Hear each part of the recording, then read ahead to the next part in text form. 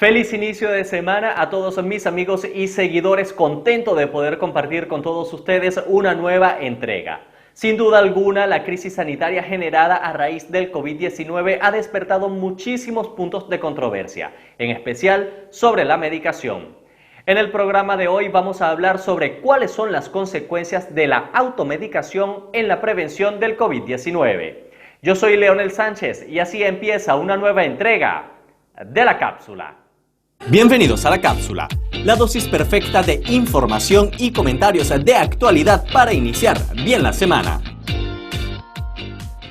El doctor Vitromar Padilla es médico especialista en farmacología egresado de la Universidad del Zulia en Venezuela. Es máster en neurociencias y programación neurolingüística. Fue decano de la Facultad de Medicina y vicerrector académico de la Universidad Nacional Experimental Francisco de Miranda, esto en el estado Falcón, Venezuela, y actualmente se desempeña como profesor en la Universidad Toribio Rodríguez de Mendoza en el Amazonas peruano. Doctor, un placer tenerlo con nosotros acá en la cápsula y bueno, justamente abordando este tema que tiene que ver con este contexto de esta crisis sanitaria, esta situación sanitaria que se está atravesando a nivel internacional y el tema en específico que tiene que ver justamente con la automedicación a la que han acudido muchas personas en medio de esta situación y abordar justamente cuáles son esas consecuencias que tiene a acudir en un proceso como este. Bienvenido.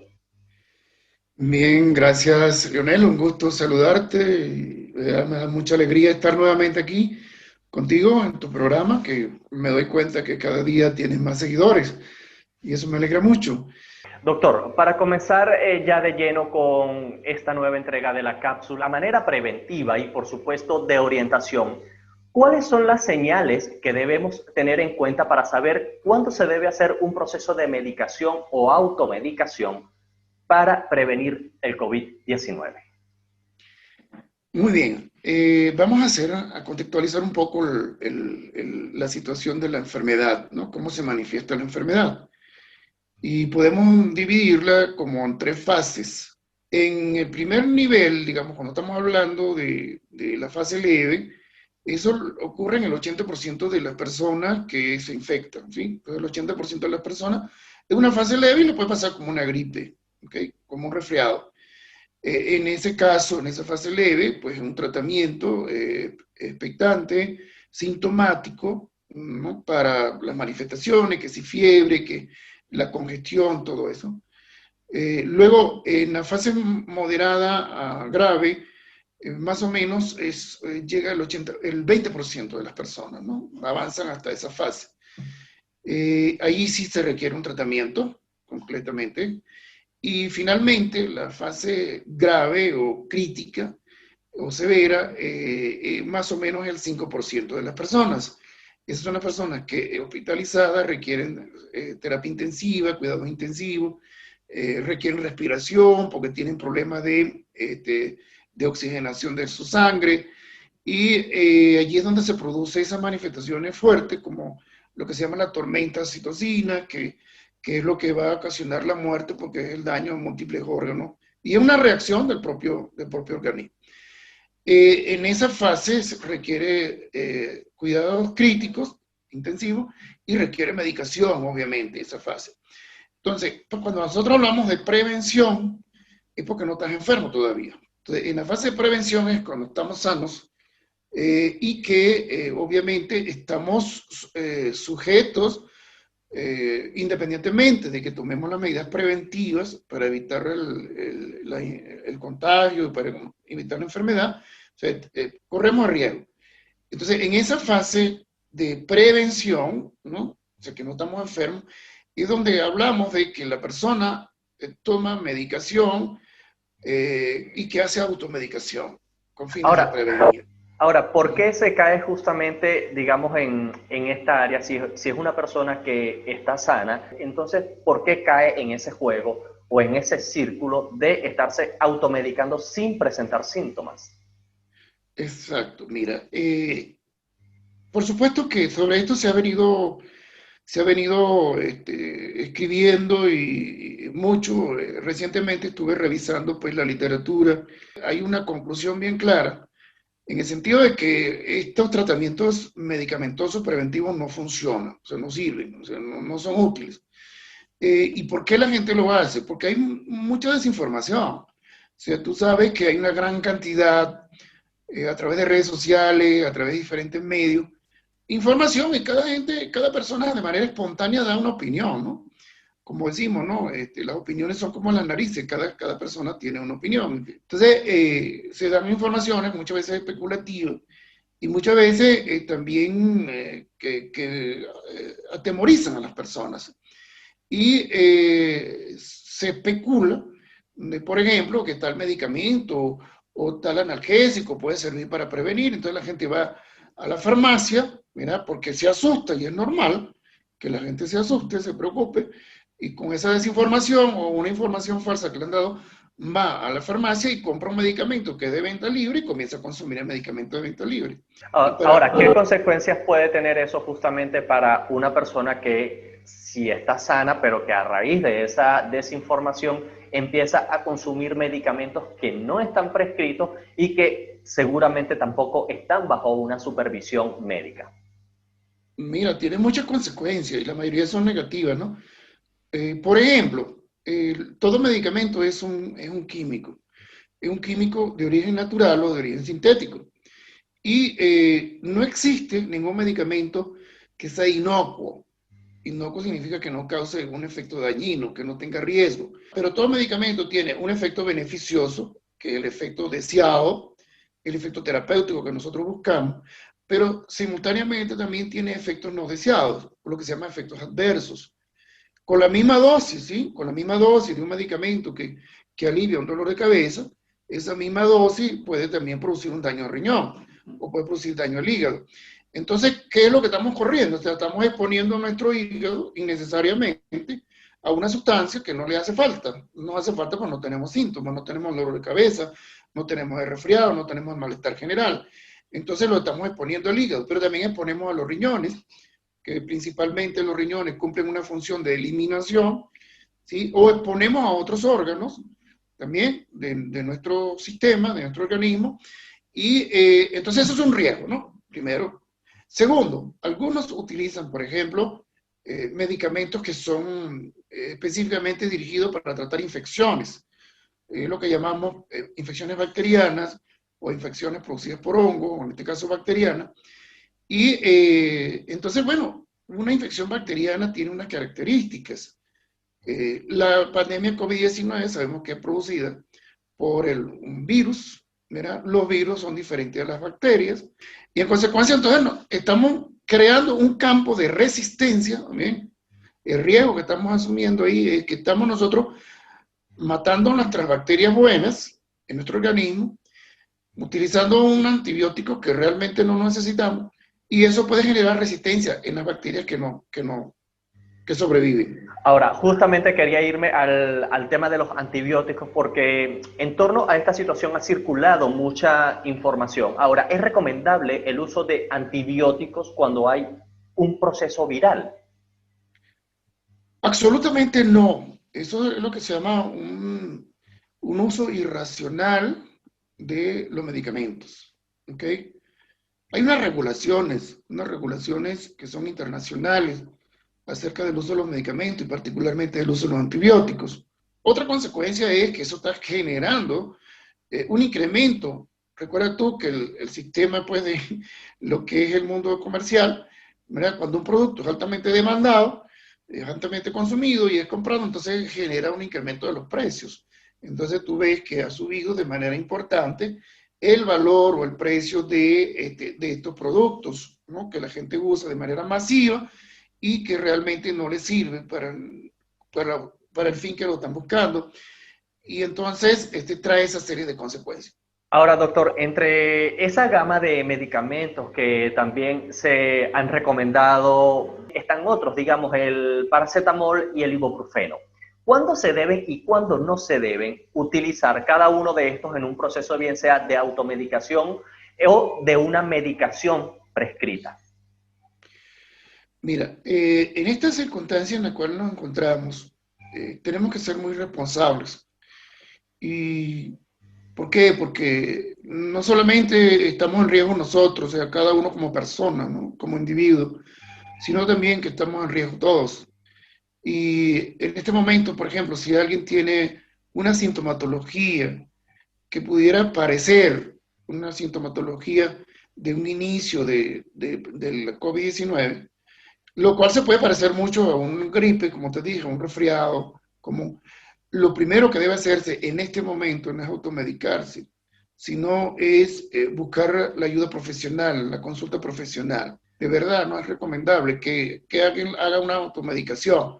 ¿Por qué? Porque puede estar enmascarando. O sea, vamos a suponer que sea efectivamente COVID. Entonces está enmascarando los síntomas, porque esos son como asintomáticos, bueno, los alivia mientras lo está tomando, pero mientras tanto el proceso evolutivo pudiera ir evolucionando, ¿no? Hacia un estado mayor, digamos, de repercusiones mayores sintomáticas. Entonces, eso es un acto de responsabilidad que debe hacerse. ¿Qué tantas verdades y qué tantas mentiras se tejen alrededor de la hidroxicloroquina de acuerdo a sus conocimientos? Mira, y yo he estado revisando recientemente, ¿no? Acerca de varios medicamentos, entre ellos la hidroxicloroquina. Y los estudios que se han llevado a cabo, su uso que se ha aplicado es en pacientes en estado grave o en estados críticos, ¿ya? Y realmente no ha habido una diferencia significativa importante en los resultados. Cuando lo comparan, por ejemplo, pacientes que reciben el tratamiento estándar, convencional, más, y otro grupo de pacientes que reciben el tratamiento estándar más cloroquina o hidrocloroquina.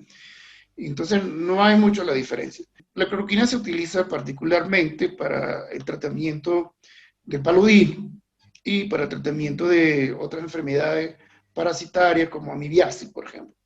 Entonces, pero también tiene propiedades antiinflamatorias. Eso se conoce hace tiempo, tanto así que se utiliza para tratar ciertos tipos de artritis, ¿no?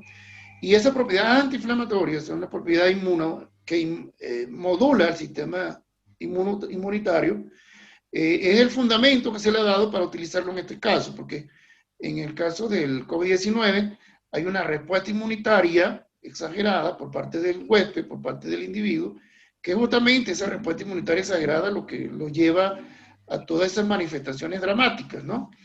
Y entonces con ese fundamento se ha utilizado, más algunos otros estudios que han observado que inhibe in vitro la actividad de la acción de ciertos virus, etcétera, etcétera. Entonces, con esa base es que se ha venido utilizando. Sin embargo, no ha sido demostrado que sea realmente efectivo, de que tenga la capacidad de lograr una mejora sustantiva o de revertir de manera significativa la evolución de la enfermedad. Es decir, que de acuerdo a su criterio, entonces deberían haber más estudios en base a la cloroquina o hidroxicloroquina y que de pronto puedan haber algunos parámetros específicos para determinar si realmente puede generar un efecto positivo. Claro, y en cuáles casos, ¿no? Entonces, eso todavía está en estudio, porque como esto es un evento reciente y las investigaciones se están llevando sobre la marcha, entonces puede ser que ya mañana tengamos un artículo nuevo de una investigación que se haya hecho donde se haya demostrado un efecto, ¿no? No lo niego que lo pueda tener. Lo que no se sabe es exactamente cuál es el perfil del paciente y en qué condiciones y cuál sería la dosis, etcétera, para lograr ese efecto. Por ejemplo, la ivermectina tiene que ser aplicada bajo estricta supervisión médica. Completamente. O sea, tiene que ser en pacientes que ya estén, por ejemplo, evaluados profesionalmente, que tengan un ambiente de control, digamos un entorno de hospitalización, ¿verdad? O un entorno supervisado de cerca, porque la ivermectina también tiene efectos marcados. Por ejemplo, la ivermectina se utiliza habitualmente para el tratamiento de la parasitosis, de cierto tipo de parásitos, ¿ok? En animales y en humanos. Y desde hace tiempo se utiliza. Y se sabe que, bueno, que es muy efectiva para esa parasitosis, pero que también tiene efectos adversos, ¿no? Entre ellos los efectos cardíacos. Ahora, ¿y qué es lo que se ha encontrado de ivermectina? Que en in vitro, los estudios in vitro es un estudio en un laboratorio, en una cápsula de Petri, ¿no? sea, tú ahí pones unas células humanas, qué sé yo, y lo cultivas en presencia de un virus, y entonces unas condiciones similares a las condiciones en el humano completo, vivo, entonces son las condiciones del laboratorio, y ahí se ha observado que produce una inhibición de la replicación viral. Recordemos que el virus no se replica por sí mismo, no tiene la capacidad de reproducirse, sino que necesita parasitar una célula y le da unas instrucciones a la célula, inyectándole su código genético, y le da instrucciones a la célula para que la célula lo replique a él, ¿no? Entonces la célula esa parasitada es la que replica el virus. Y se ha encontrado que en estudios in vitro sí logra la inhibición de la replicación viral. ¿Ya? Entonces, eso es lo que hay que ver en los estudios en vivo. Ahora, hay algunos casos donde se ha observado que, por ejemplo, disminuye el periodo de permanencia en terapia intensiva de los pacientes. Digamos que si el promedio es de 15 días, ¿no?, que permanece en terapia intensiva, el paciente grave o en estado severo, sí, más crítico, entonces esto disminuye a 12 días, disminuye, el periodo de estancia disminuye. Pero tampoco se hace un estudio de mortalidad, o sea, tampoco ha disminuido la mortalidad, es decir, que se mueren menos, no dice, sino que es que disminuye el periodo de estancia en el servicio de terapia intensiva.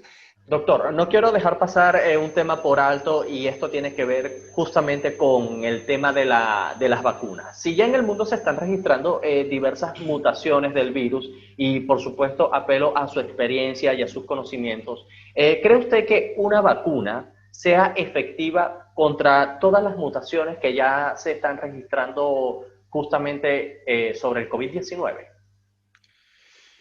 Bueno, mira, el tema de la vacuna ha generado una carrera de competencia en todo el mundo, ¿no? Entonces, cada país, cada grupo, incluso hay personajes conocidos que están promoviendo el desarrollo de vacunas y están invirtiendo para desarrollar vacunas. Y bueno, a veces uno duda si es una filantropía lo están haciendo o si quieren ganar el premio Nobel, ¿no? Pero bueno, ojalá que produzcan la vacuna y se ganen el premio Nobel compartido.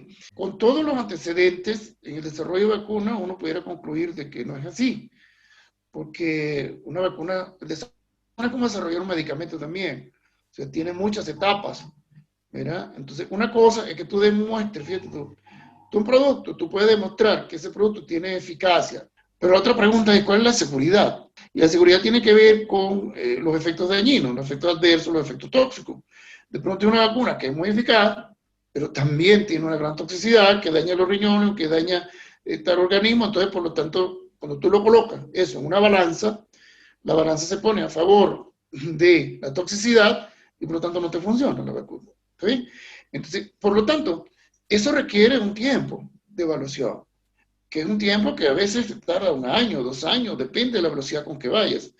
Entonces, ojo, poner nuestra esperanza, como he escuchado por ahí, ojalá que sí sea, ojalá que yo esté equivocado, que en el desarrollo rápido de una vacuna, de verdad que no me parece eso tan lógico, ¿no? Tan razonable. Y quiere decir que por lo pronto, ¿ok?, por este tiempo, lo que tenemos seguro es la prevención, ¿ok? Eso es lo seguro. Eso es lo que ha demostrado que realmente funciona. O sea, prevenir el contagio. Prevenir que nosotros... ¿okay? Pero con la vacuna, Lionel, lamento darte esta mala noticia, no sé, entre comillas, ¿no? Ojalá esté equivocado, pero no creo que se desarrolle tan pronto así. Doctor, justamente en esta onda de la prevención y manteniendo esta línea, ¿de qué manera podemos ganarle terreno a toda esta situación que se ha generado justamente con el COVID-19?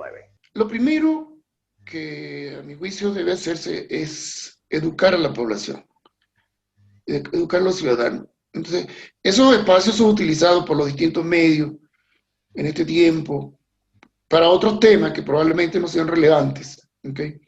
Yo creo que hay que ocupar más espacios de los distintos medios, de redes sociales y de otros medios, para llevar un mensaje que sea válido a la población. Los esfuerzos que pueden hacer los gobiernos, a veces nosotros en nuestras regiones estamos acostumbrados a que sean los gobiernos que hagan y nosotros no hacemos, sino porque es el Estado el que debe de ser. Y si no hay una participación ciudadana comprometida y si no la educamos, es muy difícil. Yo pienso que esto no va a parar, sino que, oye, así como se está extendiendo en este momento. ¿Okay? Yo creo que el tema educativo es fundamental para que logremos en el plazo más corto posible, por lo menos control, ¿no? Ahora, doctor, ya que está tocando justamente esta parte de educar justamente a la sociedad, y la educación obviamente cae en el área de tener prevención. Entonces, ¿de qué otras formas podemos educarnos si justamente una de las características que tiene el COVID-19 es que obviamente ataca el sistema inmunológico? Y hablando de prevención y de educación, entonces, ¿cómo podemos hacer en una situación como esta, fortalecer nuestro sistema inmunológico, educarnos que constantemente hay que fortalecer nuestro sistema para evitar entonces todas estas situaciones de enfermedades? Que, ojo, tampoco es que vamos a pecar de fantasiosos y de extremistas, como digamos han calificado algunas personas, que si mira, si te cuidas entonces el virus no te va a entrar. Mentira. O sea, puede que te entre el virus, pero obviamente si tienes el sistema inmunológico sano y lo tienes fortalecido, obviamente la respuesta va a ser distinta a la de una persona que no tiene su sistema inmunológico sano. ¿Cómo podemos educarnos constantemente para saber que justamente una de las claves es tener un sistema inmunológico en óptimas condiciones? Sí. Mira que quizás una de las limitaciones en cuanto al tema de educar tiene mucho que ver con el lenguaje que utilizamos, ¿no? Por ejemplo, a veces nosotros los profesionales de la salud nos dirigimos al gran público y utilizamos una terminología que la gente no entiende. Entonces, tenemos que primero saber transmitir, o sea, tenemos que apoyarnos en ustedes, los comunicadores, los periodistas, ¿verdad? Para que podamos llevar en un lenguaje llano, sencillo, que la gente reciba el mensaje y lo comprenda, lo entienda. Porque cuando la gente comprende algo, lo entiende y lo comprende, le queda en su mente y en su corazón, ¿está bien? Y eso en primer lugar, o sea, la estrategia que vamos a aplicar. Lo otro es que también hay que llevar mensajes de esperanza a la sociedad, al colectivo. La pandemia ha sido parte de la historia humana y esta no es la primera ni será la última, por supuesto. Cuando damos noticias que no sabemos administrar o que a veces malintencionadamente puede ser que también se lleven esas informaciones, el pánico que genera sí, en la población es peor que el mismo virus. El virus es el pánico. Entonces, ¿qué sucede? Este estado de pánico, de terror, de miedo, va a repercutir directamente en todo nuestro organismo y particularmente en el sistema inmunitario. Y eso lo va a deprimir. O sea, la persona con miedo, solo sabemos que tiene un sistema inmunitario completamente afectado y es presa fácil de, no solamente del COVID, sino de cualquier otra cosa, ¿no? Entonces, esto quiere decir que nosotros tengamos, o sea, los comunicadores, ¿verdad? Los líderes sociales, los gobernantes, que tengan la prudencia de saber transmitir una información y que dentro de una información lleven un mensaje, ¿verdad? Un mensaje de posibilidad, de esperanza y de qué hacer, cómo podemos actuar. Yo creo que eso debe acompañarse simultáneamente, ¿no? No debe dejar una noticia, impactar y dejar a la gente impactada y dejar a la gente pues completamente vulnerable a lo que está sucediendo. Entonces, yo estoy seguro que más está afectando el miedo, ¿verdad? Porque ha sido el terreno, que esas circunstancias. Y Sí, justamente, doctor, y perdone que lo ataje acá, pero ya que hablamos de todo esto, quiero refrescarle a nuestros seguidores que en relación a este tópico que estamos abordando acá, y justamente el manejo del miedo, el pánico, la paranoia. Hay un capítulo especial que también tuvimos con el doctor Vitriomar Padilla que se llama La paranoia en tiempos de COVID-19. Se los voy a dejar por acá, entonces aquí arriba, para que hagan clic y también lo enlacen justamente con este capítulo y lo puedan ver. Doctor, más allá del miedo, o digamos en cuanto al manejo informativo, porque ya en otras entregas de la cápsula hemos abordado también cómo el miedo influye y paraliza el sistema inmunológico. En la vida diaria, más allá del manejo de la información, ¿qué otras actividades podemos realizar nosotros para fortalecer el sistema inmunológico? Lo que se puede hacer hay que adaptarlo a cada persona, ¿no? A la naturaleza de cada persona, que son sencillas. Por ejemplo, meditar es una estrategia, ¿verdad? Por ejemplo, la oración, la oración auténtica es otra estrategia. Establecer vínculos, digamos, si no puede ser vínculos directos con la persona frente a frente por la situación, o sea, ese contacto con la familia, y que tú te conviertas en portador de buenas nuevas, ¿sí? De buena información, eso. Entonces, mantener esos vínculos, independientemente de que ahora lo tienes que hacer por tus redes, por tu WhatsApp, por tu celular, o sea, que no te aísles en el sentido estricto físico, sino que también tú sientes que seas un ser humano y que puedas desarrollar tus actividades, o sea, que tú puedas, por ejemplo, aprovechar tu potencial y hacer las adaptaciones, ¿verdad? A este tiempo. Sabemos a través de la experiencia de otros acontecimientos de pandemia que la historia cambia, o sea, va a haber un antes y un después, ¿okay? Yo estaba viendo, por ejemplo, en el caso de la peste negra del siglo XIV, que eso dio curso al Renacimiento, dio curso a una serie de cambios sociales y políticos y económicos importantes en ese tiempo, ¿no? Y esto también va a ser. Entonces nosotros tenemos que necesariamente, como seres humanos que somos, y como individuos pensantes, inteligentes, o sea, hacerle esas adaptaciones de este tiempo, o sea, cómo vamos a vivir este tiempo, pero también cómo vamos a planificar un futuro. No ver un futuro negro, sin esperanza, sin posibilidades, sino que va a haber un cambio y adaptarnos para ese nuevo cambio. Doctor, estamos llegando al final de nuestra entrevista por el día de hoy. De verdad que bastante amplia, y bueno, porque todo esto conlleva a un contexto muy grande y son muchos los elementos que hay que tratar, vamos a decirlo así, con lupa, con pinza, con delicadeza, porque hay cosas a las que no se aplica una receta genérica para todos. Pero volviendo, y ya para cerrar, y al punto de la pregunta inicial del programa, desde su experiencia y por supuesto para educar a toda la población, ¿cuáles son esas herramientas que debemos tener a la mano para ser justamente preventivos y no caer en excesos de automedicación en cuanto a este tema del COVID-19? La principal herramienta que debemos tener es el conocimiento. Nosotros tenemos que hacer popular al alcance de todo el mundo la característica de la enfermedad, ¿verdad? Y además de eso, que nosotros seamos responsables y apliquemos lo que realmente se sabe que funciona.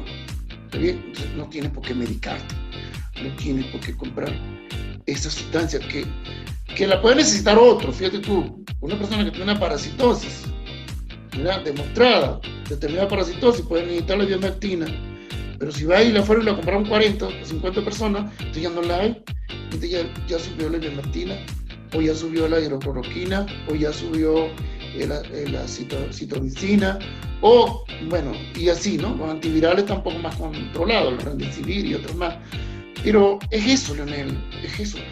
Las cosas pueden ser tan sencillas como tú lo consideres, pero yo creo que la podemos hacer sencilla en la medida en que nosotros seamos conscientes. ¿Está bien? Y amemos al otro, respetemos al otro, al prójimo, y nos respetemos a nosotros mismos también. Perfecto. Bueno, doctor, de verdad que muchísimas gracias por su participación y de verdad que agradecido por esta entrevista. Éxitos y bendiciones para usted. Gracias, Leonel. Si bien es cierto que no todo procedimiento de medicación requiere de una supervisión estricta, lo recomendable es que siempre se cuente con la guía de un profesional para así tener una evaluación más certera. Sin embargo, como hemos comentado en otros programas, el cuidado de la salud parte por tener unos buenos hábitos de vida y también buenos hábitos alimenticios, ya que teniendo un sistema inmunológico fuerte podemos prevenir muchas enfermedades y también varias complicaciones. Si te gustó el contenido de este programa, déjame tu comentario, suscríbete a mi canal y comparte este contenido en tus redes sociales porque seguramente te servirá a tus contactos. Yo soy Leonel Sánchez, no me queda más que darte las gracias y recordarte que nos veremos el próximo lunes en una nueva entrega de La Cápsula.